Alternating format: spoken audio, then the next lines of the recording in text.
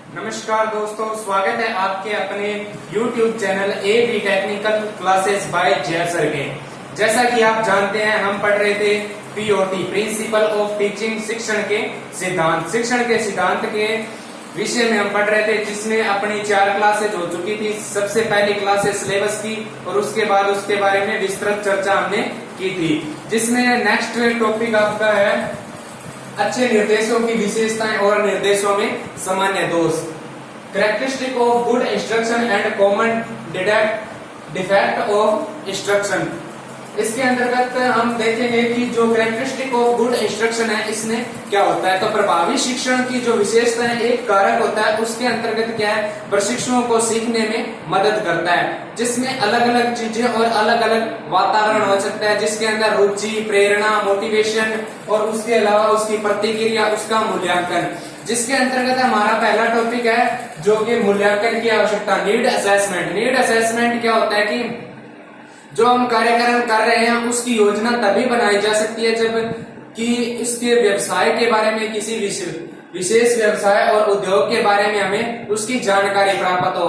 उसके हिसाब से हम क्या आवश्यकता के आधार पर सीखने का माहौल क्रिएट कर सकते हैं। उसके नेक्स्ट टॉपिक है योजना और प्लानिंग। प्लानिंग किस प्रकार होनी चाहिए कि जो उद्योग है या व्यवसाय है, उसके द्वारा कच्चे माल की आवश्यकता है, किस प्रकार है, उसका उद्देश्य क्या है, उसका समय, सीखने की विधि क्या है, इसके हिसाब से इसका प्लान बनाना चाहिए।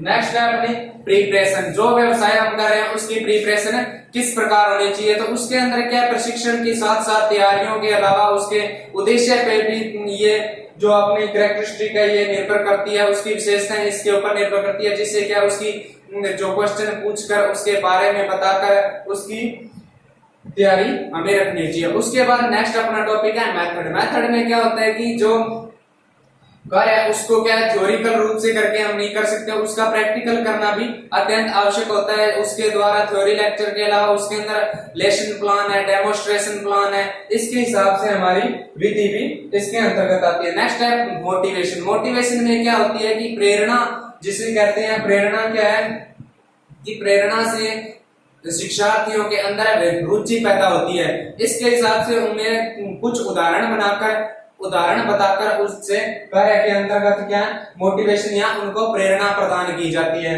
उसके अलावा नेक्स्ट क्या है प्रेजेंटेशन। प्रेजेंटेशन के हिसाब से क्या अपने उनको अलग विषय देखकर उनको दिखाकर सामने प्रस्तुत करके उनको बता सकते हैं, जिसके हिसाब से वे वो कार्य करने के अंतर्गत रुचि प्रदान करें। उसके बाद क्या है क्वेश्चन करना या सवाल करना। सवाल के अंतर्गत हम उनसे जो विषय चल रहा है उसके बारे में क्वेश्चन पूछकर उनसे फीडबैक लेकर हम उनकी जो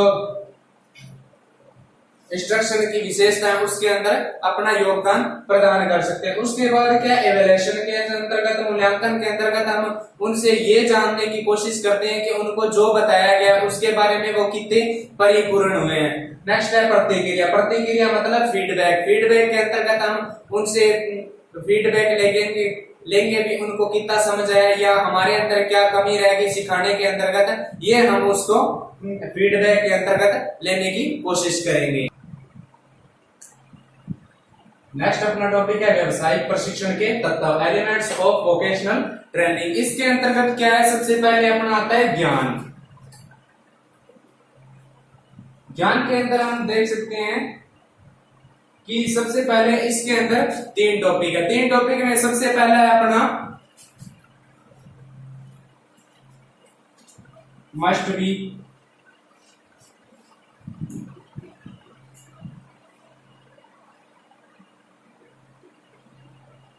शुड बी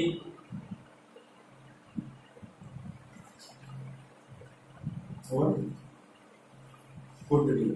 ठीक है, इसके अंतर्गत सबसे पहले इस मस्ट बी का मतलब होता है कि ज्ञान जानना आवश्यक है।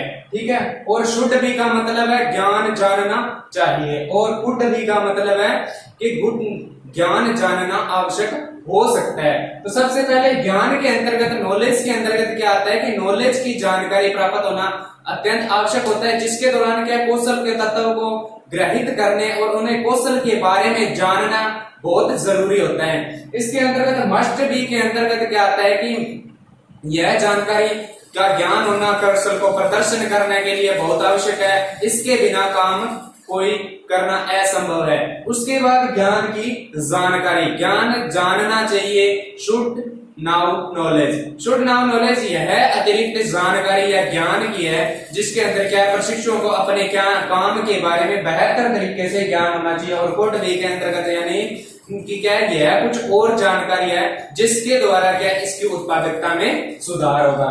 नेक्स्ट इस व्यावसायिक प्रशिक्षण के तत्व के अंतर्गत आता है कि क्वेश्चन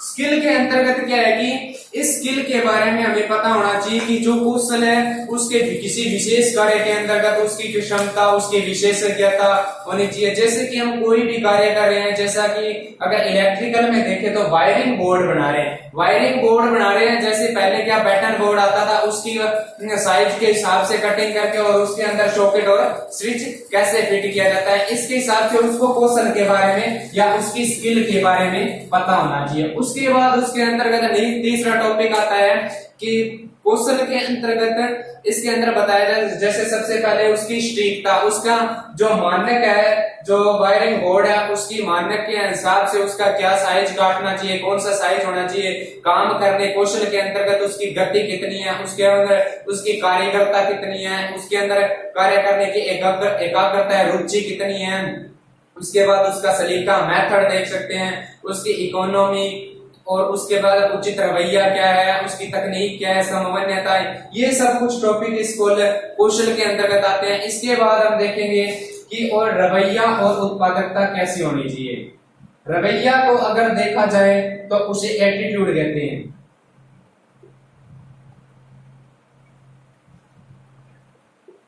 एटीट्यूड के अंतर्गत देखा जाए तो हिंदी में दृष्टिकोण भी कहते हैं। उसके अंतर्गत क्या होता है, जैसे उसकी सोचने की करने की व्यवहार उसका कैसा है, उसके बाद तरीके का मूल्यांकन करने के, सीखने की प्रवृत्ति को परिभाषित कर सकते हैं हम।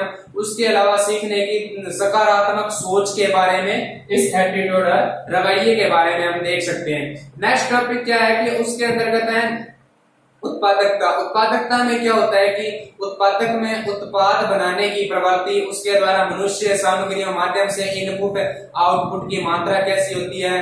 उसके बाद व्यवसायिक जो कौशल प्रशिक्षण है उसके अंतर्गत प्रशिक्षुओं को व्यवसाय में उत्पादकता के अंदर कार्य करने के अंतर्गत सक्षम होना चाहिए। और उसके बाद नेक्स्ट क्वेश्चन पूछा जाता है कि जो उत्पादकता बढ़ाने के लिए हम किसका प्रयोग कर सकते हैं। तो सबसे पहले इसके अंदर क्या है, कौशल और उचित रवैया है अपना, और इच्छा शक्ति की मदद से हम उच्च उत्पादकता के अंतर्गत वृद्धि कर सकते हैं।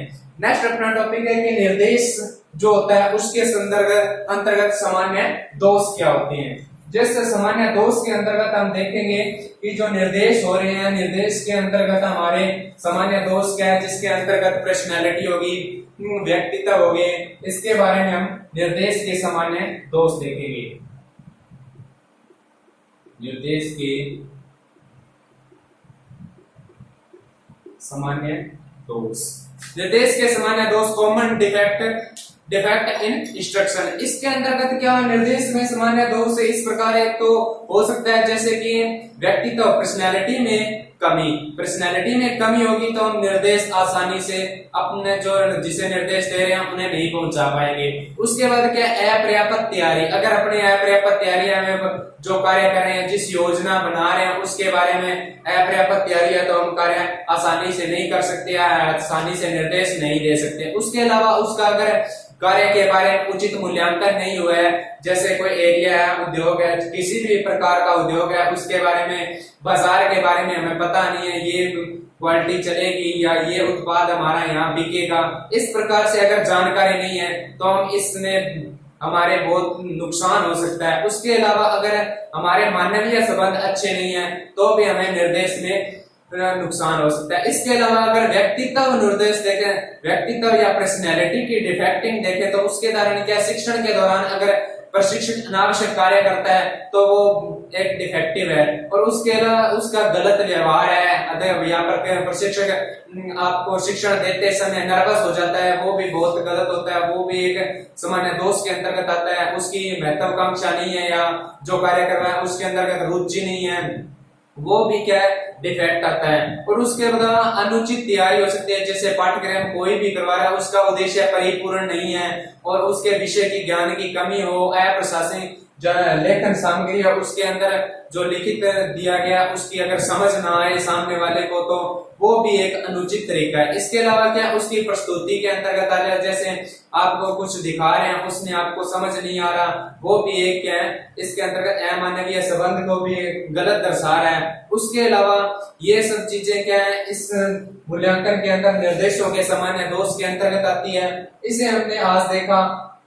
तो आज की क्लास कैसे लगी ये कमेंट में जरूर बताएं और हमारे वीडियो को पूरा देखें और लाइक कमेंट और शेयर करें और चैनल को सब्सक्राइब करें, जैसे भी नई वीडियो अपलोड होगी जिससे आपको पता चल जाएगा। और अगली हमारी नेक्स्ट वीडियो होगी ये जो पहला अपना चैप्टर है जिसे क्या है व्यापक व्यावसायिक परिदृश्य और उसका अवलोकन, ये हमारा पहला चैप्टर कंप्लीट हो चुका है। इसके नेक्स्ट वीडियो में हम जितने इसके शॉर्ट क्वेश्चन या ऑब्जेक्टिव टाइप क्वेश्चन बनेंगे उसके बारे में चर्चा करेंगे। धन्यवाद।